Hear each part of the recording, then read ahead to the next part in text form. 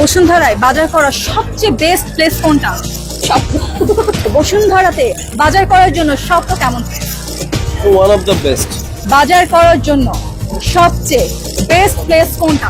স্বপ্ন স্বপ্ন এটা অ্যাকচুয়ালি স্বপ্ন। So do you love this shop? I love this shop. বাজার করার জন্য বেস্ট প্লেস কোনটা? এইটা, কারণ আমার বাসা ডি ব্লকে, এখানেই বাসা থেকে আসতে আমার 5-10 মিনিটও লাগে না। আমি চলে আসি প্রায় শুক্রবার ছাড়াও আসি আমি। বাজার করার জন্য আপনার কাছে সবচেয়ে বসুন্ধরার মধ্যে বেস্ট প্লেস কোনটা? স্বপ্ন ভালো লাগে, এই জন্য স্বপ্নতে আসা হয়। বাজার করে স্বপ্ন ভালো লাগে। তো স্বপ্নে আউটলেটে ঢুকে যখন লেবু কিনছেন কি মনে হচ্ছে?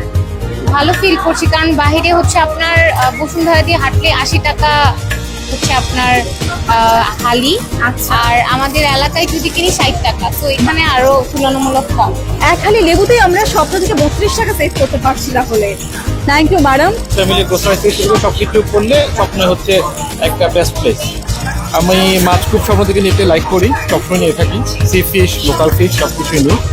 আর বাজারও করি কম বেশি স্বপ্ন থেকে, কাঁচা বাজার বলতে যেগুলো সবজি বাজার আছে, গ্রোসারিতে সবটা আছে স্বপ্ন থেকে। আমি স্বপ্ন এই জন্যই তো স্বপ্নতে আসা হয় বেশি, যার পরিমাণে নেওয়া যায়। মানে যতটুকু আমার প্রয়োজন ততটুকু আমি নিতে পারি। আচ্ছা, বসুন্ধরা আউটলেটে এই যে স্বপ্নের আউটলেটে বাজার করতে আপনার কেমন লাগে?